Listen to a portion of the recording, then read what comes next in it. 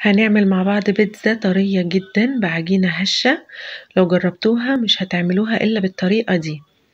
هنعمل البيتزا بكوباية دقيق واحدة بس، عليها رشة ملح، وهنجيب كوباية نحط فيها معلقة خميرة ومعلقتين سكر ومية دافية. أول ما الخميرة تتفاعل نحطها على الدقيق ونقلب نقلب، وبعد كده نحط شوية مية، وأول ما تتلم معانا نضيف الزيت ونعجن بقى نعجن. احتاج الدقيق نحط، ما احتاجتش خلاص.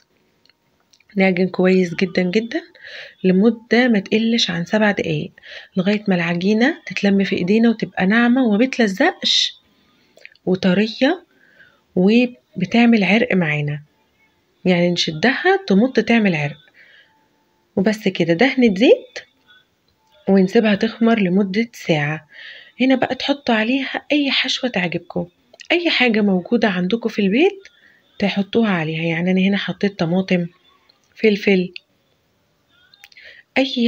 أي حاجة موجودة. طبعا أنا عاملاها ميني بيتزا للأولاد، فأنتوا تحطوا الحشو على حسب رغبة أطفالكم، طبعا هما بيحبوا إيه. وهنا كان عندي قطعتين بانيه ما كلوهمش، فحطيتها لهم على البيتزا. شايفين هنا بعد ما عدى حوالي ساعة إلا ربع، هم خلاص ما كانوش قادرين يستنوا، فجبت البيتزا، العجينة يعني، رشيت رشة دقيق على الرخامة يا دوبك بس عشان ألمها شوية. شايفين عاملة ازاي؟ طرية جدا وجميلة جدا جدا جدا. كورتها كور كده قد بعضها على صاجة أو صينية أو أي حاجة. وبعد كده بنفردها طبعا بالحجم اللي انتوا عايزينه، وبخرمها عشان خاطر ما تنفش معايا. وبدهنها صلصة عادية خالص، صلصة علب، طبعا مفيش أسهل من كده أهي.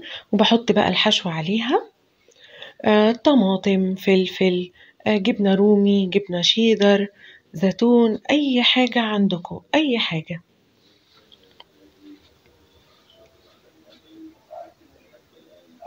طبعا مفيش أسهل من كده. جميلة جميلة جميلة. تلميعة الرخامة بالديتول بعد أي حاجة بتديني سلام نفسي. شايفين البيتزا هنا بعد ما حطيتها في الفرن على درجة حرارة عالية جدا على الرف الوسطاني. أول ما لونها يغمق سنة بسيطة من تحت بديتها وش في الشواية، وخلاص على كده.